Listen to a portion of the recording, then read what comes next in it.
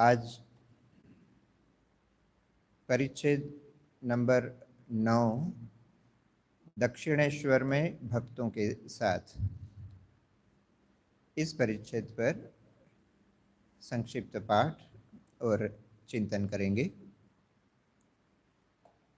श्री रामकृष्ण दक्षिणेश्वर मंदिर में भक्तों के साथ विराजमान हैं। दिन बृहस्पतिवार है, सावन शुक्ला दशमी, 24 अगस्त 1882।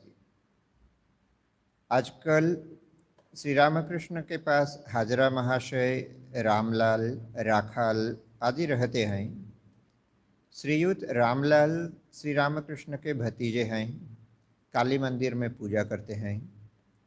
मास्टर ने आकर देखा, उत्तर पूर्व के लंबे बरामदे में श्री रामकृष्ण हाजरा के पास खड़े हुए बातें कर रहे हैं। मास्टर ने भूमिष्ठ हो श्री रामकृष्ण की चरण वंदना की। श्री रामकृष्ण का मुख सहास्य है। मास्टर से कहने लगे, विद्यासागर से और भी 2-1 बार मिलना चाहिए। चित्रकार पहले नक्शा खींच लेता है, फिर उस पर रंग चढ़ाता रहता है। प्रतिमा पर पहले 2-3 बार मिट्टी चढ़ाई जाती है, फिर सफ़ेद रंग चढ़ाया जाता है, फिर वह ढंग से रंगी जाती है। विद्यासागर का सब कुछ ठीक है, सिर्फ ऊपर कुछ मिट्टी पड़ी हुई है। कुछ अच्छे काम करता है, परंतु हृदय में क्या है उसकी खबर नहीं। हृदय में सोना दबा पड़ा है। हृदय में ईश्वर है, यह समझने पर सब कुछ छोड़कर व्याकुल हो उसे पुकारने की इच्छा होती है। श्री रामकृष्ण मास्टर से खड़े खड़े वार्तालाप कर रहे हैं, कभी बरामदे में टहल रहे हैं। अब यहाँ हम देखते हैं कि श्री रामकृष्ण भक्तों के साथ वार्तालाप कर रहे हैं और वार्तालाप के उस प्रसंग में विद्यासागर यानी ईश्वरचंद्र विद्यासागर से उनकी जो मुलाकात हुई थी उसके बारे में कुछ चर्चा श्री रामकृष्ण देव करते हैं। चर्चा करते हुए वे कहते हैं कि विद्यासागर से और भी 2-1 बार मिलना चाहिए।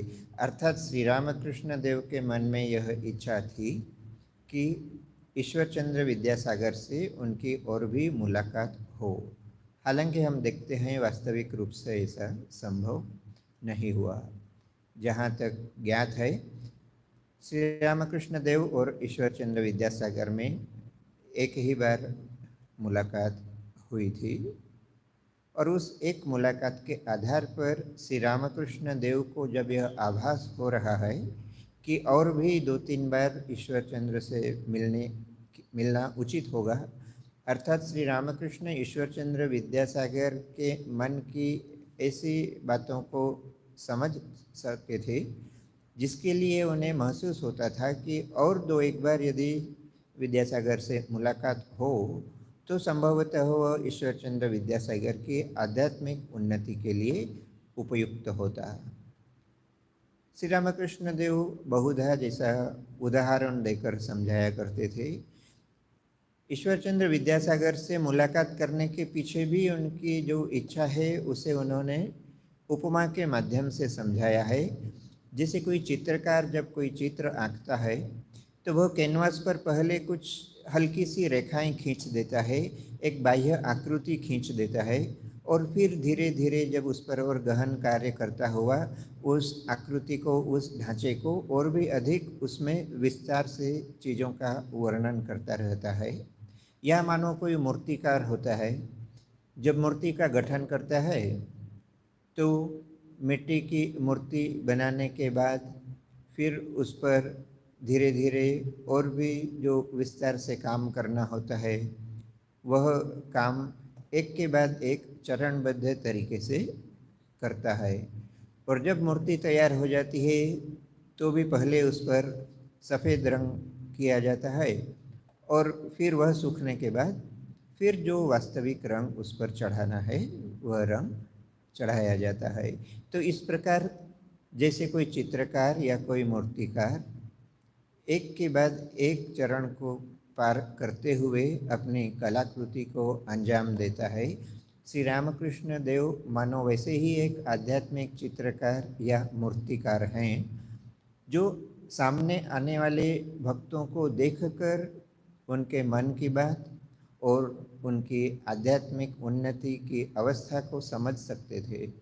और इसलिए ईश्वरचंद्र विद्यासागर से भी जब उनकी भेंट होती है तो उन्हें महसूस हुआ कि ईश्वरचंद्र विद्यासागर जो कार्य कर रहे हैं वह तो अच्छा है, परंतु उनकी आध्यात्मिक उन्नति के लिए और भी कुछ करने की आवश्यकता है। हालांकि स्वयं ईश्वरचंद्र विद्यासागर इस बात को न समझते थे, न संभवतः वह उस समय समझने की अवस्था में थे। और यह बहुधा जो समाज सेवी लोग होते हैं उनके साथ ऐसा होता भी है। समाज सेवा के पीछे यदि उनका सचमुच निस्वार्थ समाज सेवा का उद्देश्य है तो भी वह आध्यात्मिक उन्नति के लिए पर्याप्त नहीं है। अधिकतर लोगों के लिए तो समाज सेवा भी नाम यश का ही एक साधन होती है। इसलिए जब तक नाम यश की गुंजाइश होती है वे लोग समाज सेवा करते हैं, परंतु जो वास्तविक रूप से लोगों की सेवा करने के उद्देश्य से ही समाज सेवा करते हैं, जिस प्रकार से ईश्वरचंद्र विद्यासागर स्वयं किया करते थे, तो ऐसे लोगों की आध्यात्मिक उन्नति और भी अधिक और भी त्वरित रूप से संभव है, परंतु उसके लिए उन्हें आंतरिक रूप से व्याकुल होने की आवश्यकता है। जब तक समाज सेवा ही उद्देश्य है तब तक आध्यात्मिक उन्नति के अंतिम स्तर तक नहीं पहुंचा जा सकता। परंतु समाज सेवा को यदि आध्यात्मिक उन्नति का या ईश्वर प्राप्ति का साधन समझकर यदि फिर आगे बढ़ा जाए तो श्री रामकृष्ण समझते थे, श्री रामकृष्ण जानते थे कि ऐसे व्यक्ति को कैसे सहायता करना चाहिए। और यही लोक कल्याण की जो भावना थी, इस लोक कल्याण की भावना के चलते ही श्री रामकृष्ण देव मानो यह इच्छा व्यक्त करते हैं कि ईश्वरचंद्र विद्यासागर से और दो एक बार मिलना चाहिए। वे कहते हैं ईश्वरचंद्र के हृदय में मानो सोना दबा पड़ा है। सोना कहने से तात्पर्य श्री रामकृष्ण देव कहना चाहते थे कि हृदय में ईश्वर का वास है। उस हृदय में ईश्वर की कल्पना भी यदि हो जाए, यदि उसका थोड़ा आभास भी हो जाए, तो फिर मानो समाज सेवा इत्यादि कहीं बहुत पीछे छूट जाते हैं। जब तक ईश्वर प्राप्ति की इच्छा नहीं है तब तक समाज सेवा मात्र लोगों की सेवा यह स्वयं के नाम यश का एक साधन होता है। परंतु समाज सेवा जब ईश्वर प्राप्ति का साधन बन जाए, ईश्वर प्राप्ति का माध्यम बन जाए, तब साधना की एक अवस्था ऐसी आती है, आनी चाहिए भी, कि जब मनुष्य समाज सेवा के कार्य से भी ऊपर उठकर पूरा समय मानो ईश्वर को ही दे सके। कल कुछ युवकों से चर्चा हो रही थी, तो उसमें से किसी ने एक प्रश्न किया कि आप लोग जो हमें इतना समय यह सब स्वामी विवेकानंद या इत्यादि जो चर्चा करते हैं, तो इससे हमारा क्या फ़ायदा है? यदि हमारा मन अधिक इसमें लग गया तब तो सब छोड़कर ईश्वर को ही ध्यान करना पड़ेगा, तब हम अपने नियमित कार्य नहीं कर पाएंगे।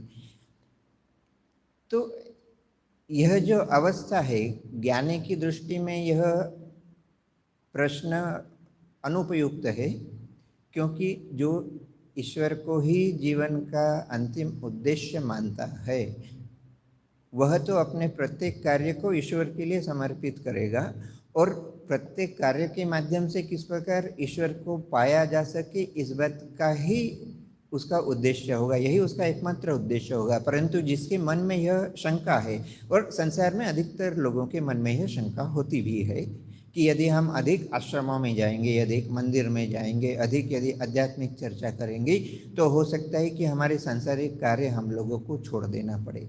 परंतु वे यह भूल जाते हैं कि जीवन का उद्देश्य ही यह है कि हम सांसारिक कार्यों को छोड़कर उससे ऊपर उठ सके और हम ईश्वर की ओर अधिकाधिक अग्रसर हो सके।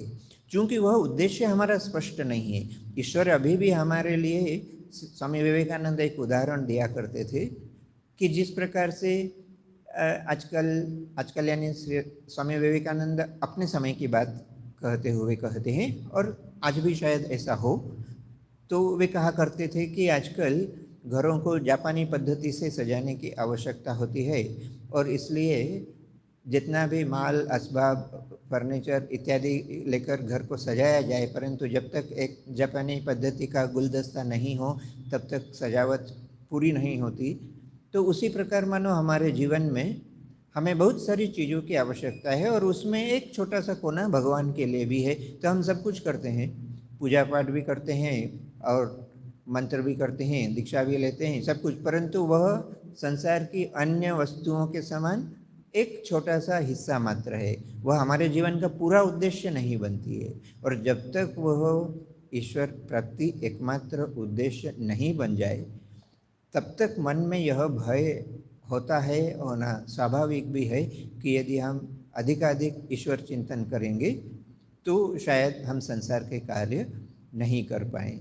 श्री रामकृष्ण देव के समीप भी कुछ भक्त ऐसे आते थे, और वे श्री रामकृष्ण देव के प्रति इस प्रकार का मंतव्य भी किया करते थे कि वे तो उनका तो मानो दिमाग घूम गया है, उनका सिर चकरा गया है, क्योंकि वे सब समय ईश्वर ईश्वर किया करते हैं। और श्री रामकृष्ण देव कहा करते थे कि जो चैतन्य स्वरूप है उसका चिंतन करने से मनुष्य किस प्रकार से चैतन्यहीन हो सकता है, किस प्रकार से उसका दिमाग घूम सकता है। दिमाग घूमना या दिमाग खराब होना तो उन लोगों के लिए संभव है जो संसार को पकड़ कर भी रखना चाहते हैं और ईश्वर को भी पाना चाहते हैं। जो ईश्वर को पाना चाहता है वह तो संसार के कर्म करेगा, परंतु उसका एकमात्र उद्देश्य होगा ईश्वर की प्राप्ति। इसलिए यह जो भय है कि यदि हम विशेष जगह पर जाते हैं, विशेष चर्चा करते हैं या कुछ विशेष लोगों के साथ रहते हैं और उससे हमारी सांसारिक उन्नति अवरुद्ध होगी और हमें अधिकाधिक समय ईश्वर में ही लगाना पड़ सकता है, इस भय से जो लोग संसार के काम छोड़ना नहीं चाहते, इसका मतलब ये अभी साधना की उस अवस्था तक पहुँचे ही नहीं कि उन्हें अपने जीवन का अंतिम उद्देश्य स्पष्ट रूप से नजर आए। और संभवतः ऐसी अवस्था तो नहीं थी, इससे तो कहीं काफ़ी अधिक उन्नत अवस्था थी ईश्वर चंद्र विद्यासागर की। और इसलिए यदि 2-4 बार भी यदि श्री रामकृष्ण देव के साथ उनकी भेंट हो सकी होती तो हो सकता था कि वे जितने एक समाज सेवी के रूप में प्रसिद्ध हुए हैं उतने ही एक आध्यात्मिक मनुष्य के रूप में भी संभवतः प्रसिद्ध हुए होते, और यदि प्रसिद्ध न भी हुए होते तो ईश्वर की उपलब्धि और अधिक स्पष्ट रूप से वे कर पाते, परंतु वैसा हुआ नहीं। तो भी मानो उस प्रसंग के माध्यम से श्री रामकृष्ण देव मानो समस्त साधकों को यह संदेश देना चाहते हैं कि हृदय में सोना दबा पड़ा है। एक उदाहरण स्वामी विवेकानंद दिया करते थे, यदि एक चोर को यदि एक कमरे में बंद कर दिया जाए और उसे यह बता दिया जाए कि समीप के कमरे में बहुत सा सोना है, बहुत से हीरे जवाहरात है, बहुत सी संपत्ति है, वह चोर जितना भी थका होगा वह रात भर सो नहीं पाएगा। उसका एकमात्र प्रयास होगा कि किस प्रकार से वह समीप के कमरे में पहुंच सके। इस उदाहरण के माध्यम से मानो स्वामी विवेकानंद और श्री रामकृष्ण देव दोनों ही यह समझाना चाहते हैं कि मनुष्य को यदि सचमुच यह आभास हो जाए कि हृदय में ईश्वर का वास है तो फिर संसार के कार्यों में वह उलझ नहीं सकता। संसार के कार्य तो करने ही होंगे, संसार के कार्य तो फिर भी जब तक शरीर है तब तक कुछ न कुछ करना आवश्यक ही होगा, परंतु मन जिस प्रकार संसार में भटक जाता है वो उस अवस्था से हम बहुत ऊपर उठ सकते हैं। तो श्री रामकृष्ण देव का यह जो वाक्य है यह गहन चिंतन का ही विषय है कि हृदय में ईश्वर है, यह समझने पर सब कुछ छोड़कर व्याकुल हो उसे पुकारने की इच्छा होती है। श्री रामकृष्ण, हृदय में क्या है इसका ज्ञान प्राप्त करने के लिए कुछ साधना आवश्यक है। अब यह तो मान लिया कि हृदय में यदि ईश्वर है इस बात पर विश्वास हो गया तो अधिकाधिक हम आध्यात्मिक साधना में लग सकते हैं, परंतु वह आध्यात्मिक साधना किए बिना आगे बढ़ना संभव नहीं है। और इसीलिए श्री रामकृष्ण देव कहते हैं कि हृदय में क्या है इसका ज्ञान प्राप्त करने के लिए कुछ साधना आवश्यक है। मास्टर, साधना क्या बराबर करते ही जाना चाहिए? अब यह एक और महत्वपूर्ण शंका आध्यात्मिक जीवन में जो मास्टर महाशय के माध्यम से हमारे सामने यहाँ आ रही है। मास्टर श्री रामकृष्ण से प्रश्न करते हैं कि साधना क्या बराबर करते ही रहना चाहिए, यानी क्या सारा जीवन साधना करने की आवश्यकता होती है? प्रश्न अपने आप में बहुत महत्वपूर्ण है। उत्तर देखने से पहले प्रश्न पर ही विचार करें कि क्या साधना सचमुच सारा जीवन करने की आवश्यकता है? कुछ लोगों के लिए साधना भी मानो एक बंधन का कारण बन जाता है। ऐसे लोग जो आध्यात्मिक उद्देश्य के प्रति अधिक सचेतन नहीं है, जिन्हें अभी भी अपने उद्देश्य की प्राप्ति में संदेह है या उद्देश्य उनका स्पष्ट नहीं है, ऐसे बहुत से लोगों के लिए देखा जाता है कि मानो साधना ही उनके जीवन का उद्देश्य बन जाता है। आध्यात्मिक साधना का उद्देश्य क्या है? जैसा श्री रामकृष्ण देव कहते हैं कि हृदय में ईश्वर का वास है, यह समझने के लिए साधना की आवश्यकता है। परंतु आध्यात्मिक साधना को ही यदि हम अंतिम ध्येय मान ले तो यह तो बहुत बड़ी भूल हो जाएगी। मानो कोई व्यक्ति छत पर चढ़ना चाहता है, सीढ़ी के माध्यम से छत पर चढ़ा जा सकता है, यह बात उसे पता है, परंतु सीढ़ी चढ़ते चढ़ते उसे सीढ़ी से इतना प्रेम हो जाए कि वह छत पर पहुंचने का प्रयास ही नहीं करता है। यदि छत के समीप पहुंच भी जाता है तो वह अंतिम सीढ़ी को छोड़कर और छत पर पांव रखना नहीं चाहता, क्योंकि सीढ़ी के प्रति उसकी आसक्ति इतनी अधिक हो गई है कि वह जिस उद्देश्य के लिए सीढ़ी चढ़ रहा था उसे ही मानो भूल जाता है। ठीक वैसा ही आध्यात्मिक साधक के जीवन में अक्सर देखा जाता है। पूजा पाठ, जप, तप, ध्यान, दान इत्यादि सारी चीज़ें हमारी आध्यात्मिक उन्नति के लिए आवश्यक है, परंतु जब हम इसे ही अंतिम उद्देश्य मान ले, जैसा कि इशारे के माध्यम से श्री रामकृष्ण देव कहते ही हैं, ईश्वर चंद्र विद्यासागर के जीवन में जो देखा जाता है कि समाज सेवा को ही मानो उन्होंने अपने जीवन का अंतिम उद्देश्य मान लिया था। और इसलिए उनके जीवन में कुछ कुछ जगहों पर ऐसा भी देखा जाता है कि मानो वे मानसिक रूप से कुछ परेशानियों का अनुभव करते हैं।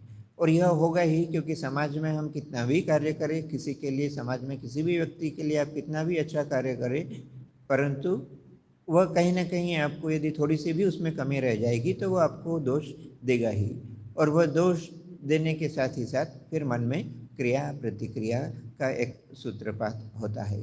तो इन सब चीज़ों से ऊपर उठने का एकमात्र उपाय यही है कि जब मन पूर्ण रूप से ईश्वर में लग जाए तब इस प्रकार की चीज़ों से, इन प्रकार की क्रिया प्रतिक्रियाओं से हमारे जीवन में कोई फर्क नहीं पड़ता। तो आध्यात्मिक साधना आवश्यक है, परंतु आध्यात्मिक साधना ही जीवन का उद्देश्य नहीं है। जैसे बहुत से व्यक्ति पूजा पाठ के माध्यम से आध्यात्मिक उन्नति कर सकते हैं, परंतु इसका मतलब यह नहीं कि पूजा करते रहना ही जीवन का अंतिम उद्देश्य है। श्री रामकृष्ण देव के जीवन में ही देखा जाता है। माँ काली की पूजा के माध्यम से उन्होंने अपने आध्यात्मिक जीवन का प्रारंभ किया, परंतु एक अवस्था ऐसी आती है कि जब वे मंदिर में बैठकर और पूजा कर ही नहीं पाते थे। और पूजा करें तो किसके लिए? पूजा करने का उद्देश्य यदि ईश्वर की प्राप्ति, ईश्वर का दर्शन करना है, जिस व्यक्ति को अपने आँखों के समक्ष ईश्वर के दर्शन हो रहे हों, जो व्यक्ति अपनी आँखों के सामने ईश्वर को देखकर उनसे बातचीत करता हो, जो व्यक्ति अपने जीवन की प्रत्येक गतिविधि के लिए ईश्वर से दिशा निर्देश प्राप्त कर फिर अपने प्रत्येक कार्य करता है, उसे फिर आंख बंद करके और औपचारिक रूप से पूजा करने की आवश्यकता ही कहाँ रह जाती है। तो पूजा एक साधन हो सकता है, पूजा एक माध्यम हो सकता है जो आपको ईश्वर तक ले जाए, परंतु ईश्वर की प्राप्ति के पश्चात भी यदि आप पूजा करना नहीं छोड़े तो इसका मतलब हम साधना में ही उलझ गए। और इसलिए मास्टर महाशय यह जो प्रश्न करते हैं यह बहुत महत्वपूर्ण प्रश्न है कि साधना क्या बराबर करते ही जाना चाहिए? श्री रामकृष्ण देव उत्तर देते हुए कहते हैं, नहीं, पहले कुछ कमर कसकर करनी चाहिए, फिर ज़्यादा मेहनत नहीं उठानी पड़ती। जब तक तरंग, आंधी, तूफान और नदी की मोर से नौका जाती है तभी तक मल्लाह को मजबूती से पतवार पकड़नी पड़ती है। उतने से पार हो जाने पर फिर नहीं। जब वह मोड़ से बाहर हो गया और अनुकूल हवा चली, तब वह आराम से बैठा रहता है, पतवार में हाथ भर लगाए रहता है। फिर तो पाल टांगने का बंदोबस्त करके आराम से चिलम भरता है। कामिनी और कांचन की आंधी तूफान से निकल जाने पर शांति मिलती है। तो श्री रामकृष्ण देव स्पष्ट रूप से कहते हैं कि साधना संपूर्ण जीवन करने की आवश्यकता नहीं है, परंतु हाँ, आध्यात्मिक जीवन के प्रारंभ में अवश्य ही साधना की आवश्यकता है। उदाहरण के माध्यम से श्री रामकृष्ण देव समझाते हैं, जिस प्रकार एक मल्लाह अपनी नौका को लेकर नदी में उतरता तो है, परंतु नदी में उतरने मात्र से वह नदी में चुपचाप बैठकर और निश्चिंत रूप से यात्रा नहीं कर सकता। जब तक आंधी है, तूफान है या नदी में बहुत सारे मोड़ है, उन सारे मोड़ों को पार करके वह नदी में ऐसी जगह पर जब तक नहीं पहुंच जाए जब नदी एक सरल रेखा में जा रही है, तब तक मल्लाह को पतवार पर अपनी पकड़ मजबूत रखना पड़ती है। तब तक पतवार के माध्यम से उसे अपनी नौका को दिशा निर्देश भी करते रहना पड़ता है। तब तक वह दूसरे कार्यों में मन भी नहीं लगा सकता, क्योंकि उसकी सर्वप्रथम आवश्यकता है नौका को आंधी तूफान और नदी के विभिन्न मोड़ों से बचाकर सुरक्षित रूप से ऐसे स्थान पर ले जाने की, जहां वह यदि चुपचाप बैठा भी रहे तो नौका नदी के प्रवाह के साथ अपने आप बहती रहे। जब नौका ऐसी अवस्था में पहुंच जाती है कि नदी के प्रवाह के साथ वह बिना किसी दुर्घटना के आगे बढ़ती रहे और साथ में हवा भी अनुकूल चलती रहे, तब मल्लाह को पतवार मजबूती से पकड़कर और उसे अधिक हिलाने डुलाने की आवश्यकता नहीं रह जाती है। उस अवस्था में पतवार को यदि मल्लाह हल्का सा हाथ भर भी लगाए रखे तो वह अपना दूसरा कार्य भी कर सकता है। श्री रामकृष्ण देव जैसे अपने आसपास के उदाहरणों को देखते हुए उन्हें आध्यात्मिक जीवन से संबद्ध कर देते थे। तो उन्होंने मल्लाहों को देखा था कि जब दुर्घटना की अवस्था नहीं होती थी तब मल्लाह पतवार को छोड़कर मानो अपनी चिलम भरकर और धूम्रपान का भी आनंद ले लेता था। श्री रामकृष्ण देव कहते हैं कि उसी प्रकार आध्यात्मिक साधक भी अपनी आध्यात्मिक साधना की प्रारंभिक अवस्थाओं में कामिनी कांचन इत्यादि जो बाधाएं हैं, जो विघ्न है, उन सब से यदि ऊपर उठ जाए तो उसके बाद साधना की ऐसी अवस्था आती है, तब उसे और अधिक औपचारिक रूप से मंत्र जाप, ध्यान, पूजा इत्यादि करने की भी आवश्यकता नहीं रह जाती है। आगे इस चर्चा को चलाते हुए श्री रामकृष्ण कहते हैं, यह जो साधना की ऐसी अवस्था जहाँ और अधिक विघ्न नहीं रह जाते, उन्हीं अवस्थाओं का वर्णन करते हुए श्री रामकृष्ण देव कहते हैं, निर्वात निष्कंपमेव प्रदीपम। यह जो योग साधना में एक बात आती है कि मन किस अवस्था में पहुंच जाता है, निर्वात निष्कंपमेव प्रदीपम। ऐसा प्रदीप, ऐसी कल्पना कीजिए कि जहाँ बहुत अधिक हवा नहीं है, जहाँ शांत वातावरण है, वहाँ यदि प्रदीप जलाया जाए तो उस प्रदीप की लौ बिना हिले डुले स्थिर रहती है। उसी अवस्था में जब मन पहुँच जाता है कि मन इधर उधर के विषयों में नहीं भटकता है, तब समझना चाहिए कि हम धीरे धीरे ईश्वर प्राप्ति की ओर बहुत अग्रसर हो चुके हैं। किसी किसी में योगियों के लक्षण दिखते हैं, परंतु उन लोगों को भी सावधानी से रहना चाहिए। कामिनी और कांचन ही योग में विघ्न डालते हैं। योग भ्रष्ट होकर साधक फिर संसार में आता है। भोग की कुछ इच्छा रही होगी, इच्छा पूरी होने पर वह फिर ईश्वर की ओर जाएगा, फिर वही योग की अवस्था होगी। यहाँ श्री रामकृष्ण देव उन साधकों की बात कर रहे हैं जो साधना के पथ पर अग्रसर तो होते हैं, परंतु कुछ सांसारिक आकर्षणों या कुछ विपत्तियों में पड़कर यदि उनका आध्यात्मिक रूप से पतन हो भी जाए, ऐसे व्यक्ति पतन के पश्चात भी यदि चाहें तो वे और अधिक आगे बढ़ सकते हैं। मानो उस पतनावस्था में ही उनका देहपात भी हो जाता है, यदि उनकी मृत्यु भी हो जाती है, भगवान गीता में स्वयं कहते हैं कि कभी कभी जो योग भ्रष्ट साधक होते हैं, शुचि नाम श्रीमताम गेहे योग भ्रष्टो भी जायते, यह बात छठे अध्याय में, भगवत गीता के छठे अध्याय में भगवान श्री कृष्ण कहते हैं। तो यहाँ इस बात की स्पष्ट स्वीकारोक्ति है, स्वयं भगवान कहते हैं शुचि नाम श्रीमताम गेहे योग भ्रष्टो भी जायते। बहुधा आज भी समाज में हम ऐसे लोग देखते हैं कि ऐसे बहुत से संपन्न परिवार के युवक, संपन्न परिवार के व्यक्ति जिनके पास रहने खाने पीने की कोई सुविधा नहीं, जिसे हम लग्जरी कहते हैं, ऐसी चीज़ों की भी कोई कमी नहीं है, परंतु फिर भी ऐसा व्यक्ति अचानक एक दिन सब कुछ छोड़कर मानो अध्यात्म के पथ पर, त्याग के पथ पर निकल पड़ता है।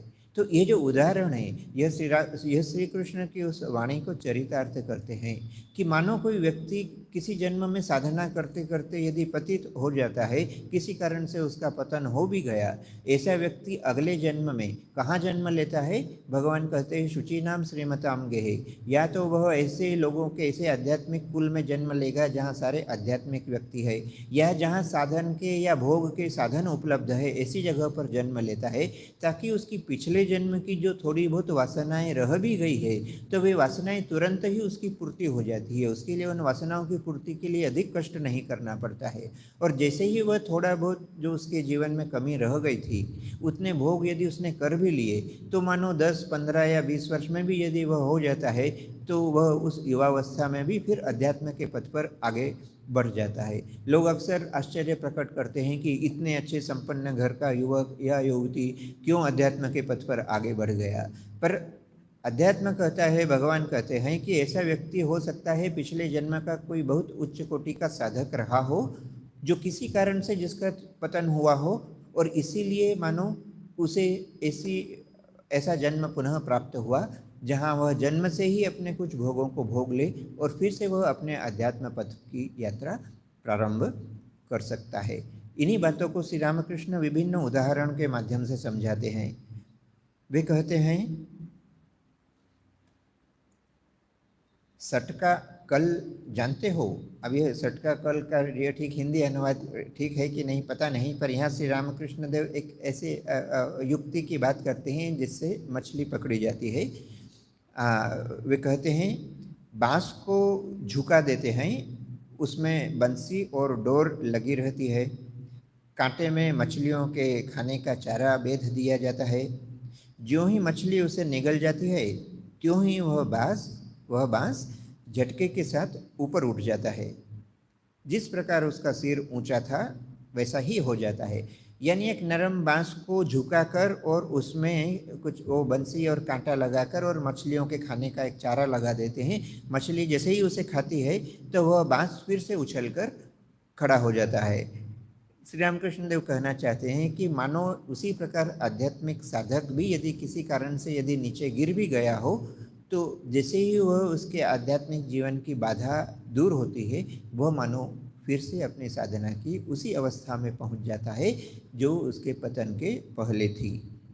ऐसे ही कुछ और उदाहरण देते हुए श्री रामकृष्ण देव कहते हैं, तराजू में किसी और कुछ रख देने से नीचे की सुई और ऊपर की सुई दोनों बराबर नहीं रहती। नीचे की सुई मन है और ऊपर की सुई ईश्वर। नीचे की सुई का ऊपर की सुई से एक होना ही योग है। तो दूसरा उदाहरण श्री रामकृष्ण देव देते हैं, जैसे तराजू होती है, तराजू में जब हम कोई चीज़ तोलते हैं तो जो भारी वस्तु है वह नीचे जाती है और हल्की वस्तु ऊपर होती है। वैसे ही श्री रामकृष्ण देव कहते हैं कि नीचे की सुई मन है और ऊपर की सुई ईश्वर। जब तक वे दोनों साम्य अवस्था में नहीं आ जाए, जब तक दोनों समान अवस्था में नहीं आ जाए, तब तक योग नहीं होता। और एक उदाहरण देते हुए कहते हैं, मन के स्थिर हुए बिना योग नहीं होता। संसार की हवा मन रूपी दीप शिखा को सदा ही चंचल किया करती है। वह शिखा यदि जरा भी न हिले तो योग की अवस्था हो जाती है। और यह विघ्न जो है क्या है? श्री रामकृष्ण देव कहते हैं, कामिनी और कांचन योग के विघ्न हैं। वस्तु विचार करना चाहिए। स्त्रियों के शरीर में क्या है? रक्त, मांस, आंती, कृमि, मूत्र, विष्ठा, यही सब। उस शरीर पर प्यार क्यों? अब यहाँ स्त्रियों के शरीर की बात श्री रामकृष्ण देव कह रहे हैं, क्योंकि पुरुष भक्तों के साथ बात कर रहे हैं। जब महिला भक्तों से बात करते थे तो यही उदाहरण वह दूसरे रूप में दिया करते थे। अर्थात जिस शरीर के प्रति हमारा आकर्षण होता है उस शरीर में अंततः है क्या। यदि वस्तु विचार किया जाए, कितना भी सुंदर शरीर हो या कितना भी कुरूप शरीर हो, वह अंततो गत्वा रक्त, मांस, आंत, कृमि, मूत्र, विष्ठा इत्यादि का एक सामूहिक सांगठिक रूप ही तो है। तो उसके प्रति आकर्षण क्यों? त्याग के लिए मैं अपने में राजसी भाव करता था। साध हुई कि जरी की पोशाक पहनूंगा, अंगूठी पहनूंगा, लंबी नली वाले हुक्के में तंबाकू पीऊंगा। जरी की पोशाक पहनी, ये लोग ले आए थे। कुछ देर बाद मन से कहा यही शाल है, यही अंगूठी है, यही हुक्के में तंबाकू पीना है, सब फेंक दिया। तब से फिर मन नहीं चला। अब श्री रामकृष्ण देव यहाँ साधना का एक उपाय बताते हैं कि यदि साधक के मन में सांसारिक वस्तुओं की इच्छा है भी, तो कुछ हद तक कुछ वासनाएं जो बहुत अधिक आपको संसार में नहीं रख सकती, ऐसी कुछ इच्छा यदि मन में हो भी, तो उसे पूरा करने में कोई हर्ज नहीं है।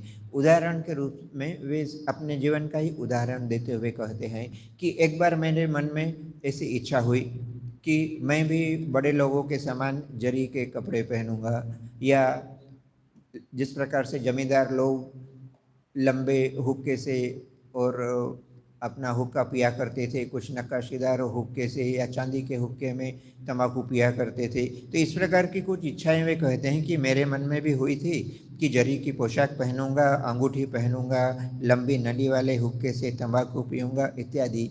और चूँकि वे दक्षिणेश्वर मंदिर में वास करते थे, दक्षिणेश्वर मंदिर के जो मथुर बाबू थे, जो कि पूरा संचालन किया करते थे संपत्ति का, वे श्री रामकृष्ण देव के भक्त थे। तो उन्होंने श्री रामकृष्ण देव की इच्छा जानकर इन सारी वस्तुओं को उपलब्ध करा दिया। उपलब्ध करने के पश्चात श्री रामकृष्ण देव ने महंगे कपड़े पहने, सोने की अंगूठी पहनी, आभूषण पहने, हुक्का भी कुछ देर पिया।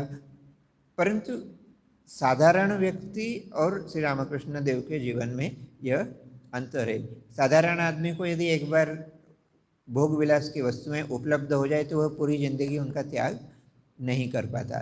श्री रामकृष्ण देव कहते हैं कि मैंने 5-10 मिनट के लिए इन सब चीज़ों को किया और उसके बाद अपने मन को कहा कि हे मन, यह है जरी की वस्तुएं पहनना, जरी के कपड़े पहनना या महंगे कपड़े पहनना, यही है आभूषण पहनना, यही है तंबाकू पीना। बस 5 मिनट उन्होंने वह किया और उन सब चीज़ों को छोड़ दिया। दो चीज़ें हम समझ सकते हैं कि एक तो साधारण मनुष्य इतनी आसानी से त्याग नहीं कर सकता, इसलिए श्री रामकृष्ण देव मानो निदर्शन देते हैं कि यदि ऐसी बहुत हानिकर यदि कोई इच्छा नहीं हो, कोई ध्यान करने बैठा है और बार बार मन में इच्छा हो रही है कि एक रसगुल्ला खाने से शायद मन अच्छा शांत हो जाए, तो बार बार मन को कष्ट देने के बजाय उठकर एक रसगुल्ला खाकर ध्यान करना अधिक आसान उपाय है, अधिक व्यवहारिक उपाय है। तो छोटी मोटी वस्तुओं की इच्छा हो तो पूरी कर लेना चाहिए, परंतु मन में यह सदैव विचार चलना चाहिए कि एक बार यदि उस उलझन में पड़ गए और उससे यदि नहीं निकल पाए तो फिर कभी साधना में मन नहीं लगेगा। इसलिए श्री रामकृष्ण देव मानव उदाहरण के माध्यम से कहते हैं कि साधना की प्रारंभिक अवस्था में कुछ छोटी मोटी वासनाओं की पूर्ति यदि करना भी हो तो कर लेना चाहिए, ताकि मन को ईश्वर में लगाया जा सके। परंतु दूसरी बात यह भी कि यह भी सावधानी रखना चाहिए कि ऐसी किसी वासना में फंस नहीं जाना चाहिए कि जिससे निकलना बहुत मुश्किल हो। शाम हो रही है। कमरे के दक्षिण पूर्व की ओर के बरामदे में के द्वार के पास ही अकेले में श्री रामकृष्ण मणि से बातें कर रहे हैं। श्री रामकृष्ण, योगियों का मन सदा ईश्वर में लगा रहता है, सदा आत्मस्थ रहता है। शून्य दृष्टि, देखते ही उनकी अवस्था सूचित हो जाती है। समझ में आ जाता है कि चिड़िया अंडे को से रही है, सारा मन अंडे की ही ओर है। ऊपर दृष्टि तो नाममात्र की है। अच्छा, ऐसा चित्र क्या मुझे दिखा सकते हो? मणि, जैसी आज्ञा, चेष्टा करूँगा। यदि कहीं मिल जाए। तो चूंकि बात योगियों की हो रही है, श्री रामकृष्ण देव कहते हैं कि योगियों की अवस्था ऐसी होती है कि वे भले सांसारिक कार्य करते रहे, परंतु मन उनका सब समय ईश्वर की ओर ही लगा रहता है। सांसारिक कार्य करते हुए भी मन ईश्वर में लगा रहता है। जैसे उदाहरण देते हैं, जैसे जिस प्रकार चिड़िया अंडे देती है, कोई भी पक्षी अंडे देता है और उन अंडों से बच्चे नहीं निकलने तक, जब तक वह अंडों पर बैठकर और उसे ताप प्रदान करती है चिड़िया, तब यदि उसको ध्यान से देखा जाए, न उसकी आंखें पूरी तरह से खुली होती है, न उसकी आंखें पूरी तरह से बंद होती है। श्री रामकृष्ण देव का ऑब्जर्वेशन कितना मैंने सूक्ष्म था, इन उदाहरणों के माध्यम से पता चलता है। और उन उदाहरणों को कैसे वे व्यवहारिक साधना आध्यात्मिक जीवन से जोड़ते थे, यह भी देखने लायक है। तो वे कहते हैं, जिस प्रकार से कोई चिड़िया अपने अंडों को से रही होती है, तब मानो उसकी दृष्टि न बाह्य जगत में है न अंतर जगत में, उसी प्रकार से योगियों की अवस्था होती है। और वे मणि से अपने समीप उपस्थित भक्त के समक्ष एक इच्छा प्रकट करते हैं कि क्या इस प्रकार का कोई चित्र तुम मुझे उपलब्ध करा सकते हो। और हम देखते भी हैं कि इस प्रकार का चित्र बाद में उन्हें उपलब्ध कराया गया था, जहाँ एक चिड़िया अपने अंडे के ऊपर बैठी है और उसकी आंखें वैसे ही अर्धनिमीलित है, जिस प्रकार से मानो कोई योगी ध्यान साधना की अवस्था में हो। तो आज इस प्रसंग को यहीं विराम देते हैं। ओम निरंजनम नित्यमनंतरूपम भक्तानुकंपाधृतविग्रहं वै ईशावतारं परमेशमेड्यं तं रामकृष्णं शिरसा नमामि। ओम शांति शांति शांति। हरि ओम तत्सत्। श्रीरामकृष्णार्पणमस्तु।